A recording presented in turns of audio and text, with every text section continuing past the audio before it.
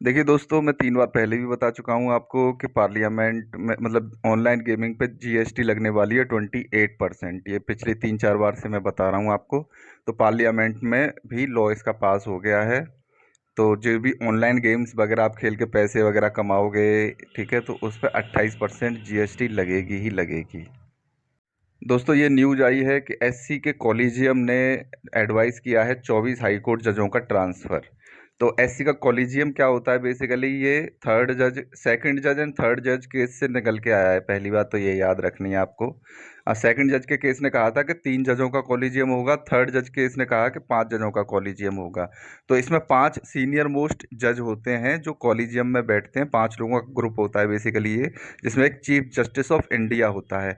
तो इस समय जो कॉलेजियम है उसमें 5 लोग हैं, और वो जिसमें से एक तो अभी का चीफ जस्टिस है डीवाई चंद्रचूड़, और बाकी के 4 हैं वो भविष्य में एक एक करके जैसे रिटायर होते जाएंगे वैसे वैसे वो चीफ जस्टिस बनते जाएंगे। तो एक तो हमारे कॉलेजियम की ये खास बात है इस बार वाले की। प्लस 24 जज जिनका ट्रांसफ़र किया है उनमें से कुछ लोगों ने आपत्ति जताई कि भाई साहब हमारा ट्रांसफ़र मत कर, क्योंकि हमारे बच्चे के बोर्ड के एग्ज़ाम है इस बार, उनको पेपर दे लेने दो। तो कॉलेजियम ने कह दिया हमें कोई मतलब नहीं, चाहे तुम्हारे पेपर हो चाहे कुछ भी हो, ट्रांसफ़र का मतलब ट्रांसफ़र, दैट्स इट। ठीक है, ये चीज़ ध्यान रखना। और ये लूना 25 का मैं बता रहा हूँ, पिछले 3 दिन से लूना 25 रशिया ने लॉन्च कर दिया है। चंद्रयान 3 इंडिया ने लॉन्च किया था पहले। तो पहले लॉन्च करने के बाद भी दोनों, अब पहले मैंने बताया था कि लूना 25-22 अगस्त को पहुंच जाएगा, चंद्रयान 3 23 अगस्त को पहुंचेगा। अब ये न्यूज आ रही है कि दोनों के दोनों ही अब 23 अगस्त को पहुंचेंगे। बस बात यह है कि कौन सा पहले धरती को चूमेगा, चंद्रमा की को, तो वही कंट्री फर्स्ट बन जाएगी साउथ पोल पे मून के लैंड करने वाली। ठीक है कि नहीं? तो ये लूना 25 रशिया का है। आप पूछोगे कि चंद्रयान 3 पहले लॉन्च हुआ था और ये लूना 25 तो इतने दिन बाद लॉन्च हुआ है, फिर भी दोनों एक एक साथ टाइम पे कैसे पहुंच जाएंगे? तो ये एक साथ इसलिए पहुंच जाएंगे क्योंकि जो लूना 25 है वो रशिया के रॉकेट से लॉन्च हुआ है। उसके रॉकेट अच्छे हैं, वो फटाफट 2-4 चक्कर लगा के ही पहुंचा देते हैं उधर। ठीक है कि नहीं? और इंडिया का थोड़ा सिस्टम सही नहीं है अभी, तो उसको थोड़ा टाइम लगता है, चक्कर ज़्यादा लगाने पड़ते हैं अर्थ के, फिर चक्कर ज़्यादा लगाएगा वो मून के, तब जाके लैंड कर पाएगा। ठीक है, तो ये चीज़ ध्यान रखना। Luna 25 is the moon mission of Russia.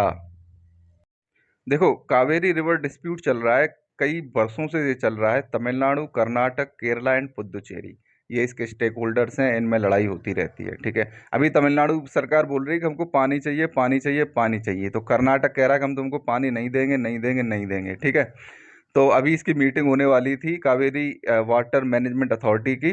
तो मीटिंग हो रही थी, तो तमिलनाडु ने अपना पानी मांगा कि भाई हमारा इतना पानी तो छोड़ दो ऊपर से।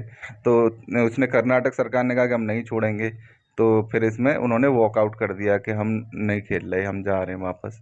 तमिलनाडु वाले उसमें फिर बैठे नहीं मीटिंग में। तो इसमें सवाल इस तरह से बनेगा कि कावेरी रिवर डिस्प्यूट किन किन स्टेट्स के बीच में है? तो ये है Karnataka, Tamil Nadu, Kerala and Puducherry. Remember this, okay? साथियों, आज से कुछ दिन पहले मैंने आपको बताया था कि एक ऐसा स्टेट बन गया है जो अब एमबीबीएस की पढ़ाई हिंदी में करवाएगा। तो वो पहला स्टेट था मध्य प्रदेश। ठीक है, तो अब उत्तराखंड ने भी ये जारी कर दिया है कि अब हम भी एमबीबीएस हिंदी में करवाएंगे। तो उत्तराखंड ऐसा करने वाला दूसरा स्टेट बन गया है।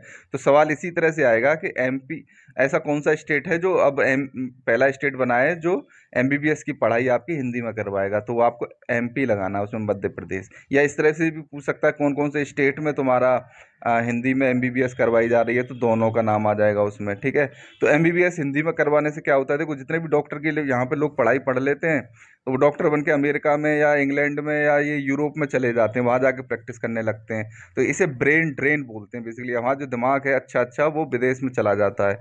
तो उसको रोकने के लिए अगर हिंदी में ये लोग पढ़ाई करेंगे तो वहाँ जाके जा नहीं पाएंगे हिंदी में प्रैक्टिस करने के लिए। ठीक है कि नहीं? तो इसलिए ये सारी चीज़ें की जा रही हैं। तो एक तरह से अच्छा भी है ना? चाइना में तो मैंडेरियन लैंग्वेज चलती है, तो वहाँ पे मैंडेरियन में ही डॉक्टर बनते हैं, तो वो विदेश में तो नहीं जा पाते, है ना? लेकिन इंडिया में अंग्रेज़ों ने अंग्रेजी दे दी है, तो अंग्रेजी पढ़ के वो लोग नेता बन जाते, विदेश चले जाते हैं। तो ये चीज़ आपको समझने की ज़रूरत है। ये दोनों स्टेट्स के नाम आप याद रखना। ओके दोस्तों, पिछले 6 महीने में ये तम्पारा लेक तीसरी बार न्यूज़ में आई है। तम्पारा लेक पड़ती कहाँ है, बस यही समझना है आपको, उड़ीसा में। तो पहले एनजीटी ने इस पे, उड़ीसा गवर्नमेंट पे फाइन लगाया था कि तंपारा लेक को तुम लोग ठीक से कंजर्व नहीं कर रहे हो, तो इसलिए लाओ हमको इतने करोड़ रुपए दो फाइन के रूप में। ठीक है कि नहीं? तो अब एनजीटी कह रहा है कि अब तुम फिर कंजर्व नहीं कर रहे हो, ये देखो लेक बन रही है, पीछे बिल्डिंग बन रही है लेक पे, तो कंस्ट्रक्शन इलीगल हो रहा है वहां पे लेक के आसपास। तो बोले ये कंस्ट्रक्शन को रोको। तो ज़्यादा चीज़ें ज़रूरी नहीं है। जरूरी है, तंपारा लेक किस स्टेट में पड़ता है? उड़ीसा स्टेट में पड़ता है, रिमेंबर दिस, ओके। और it is a designated Ramsar site, तो ये रामसर साइट भी है, ओके। ये चीज़ ध्यान रखनी है, it is a Ramsar site, it is in Orissa state and it is Tampara lake. साथियों, मैं आपको कई दिन से बता रहा हूँ नाइजर के बारे में कि नाइजर में ये होने वाला है, नाइजर में वो होने वाला है, ठीक है, इस पर अटैक हो गया। तो नाइजर में अब अटैक होने वाला है। नाइजर ने अपने साथ, जैसे नाइजर हो गया, माली हो गया, है ना, मॉरिटियाना हो गया, ये कंट्रियां मिलकर अपना एक ग्रुप फॉर्म कर लिए हैं, ठीक है। तो अब इनके खिलाफ जो एक ग्रुप बनवाया था फ्रांस ने, नीचे इन कंट्रियों के नीचे की तरफ है, वेस्टर्न कंट्रियां, कंट्रियां साउदर्न बॉर्डर पे। तो उन कंट्रियों का ग्रुप बनवाया था जिसका नाम था इकोवास ब्लॉक। तो इसमें है नाइजीरिया है, बेनिन है, इस तरह से करके कंट्रियां हैं। और जैसे जैसे इसके बारे में आगे न्यूज आती जाएगी तो मैं आपको बताता जाऊंगा। बस इकोवास ब्लॉक के बारे में आप ध्यान रखो, ये वेस्टर्न अफ्रीकन ब्लॉक है, और इसको जो है यूरोपियन यूनियन टाइप की कंट्रियों ने बनवाया था। अब ये जो है अटैक करने वाले हैं तुम्हारे नाइजीरिया पे। अब नाइजीरिया ने बोल दिया कि नाइजीरिया पे अटैक होगा तो माली वाले भी कूद पड़ेंगे उसमें, मोरिटियाना वाले भी कूद पड़ेंगे हम पे अटैक करोगे तो, ठीक है। और बेसिकली अभी इंडिया ने एडवाइजरी जारी कर दी है कल। इंडिया ने कहा है कि जितने भी लोग हैं चुप से निकल लें वहां से, अटैक होने वाला है नाइजीरिया से, नाइजर से, सॉरी, है ना। तो अटैक होने वाला है वहां पे। तो 100% यही है कि जब गवर्नमेंट एडवाइजरी जारी कर दे तो समझ जाना चाहिए कुछ बड़ा होने वाला है, ओके। तो इकोवास bloc is western African bloc, ठीक है।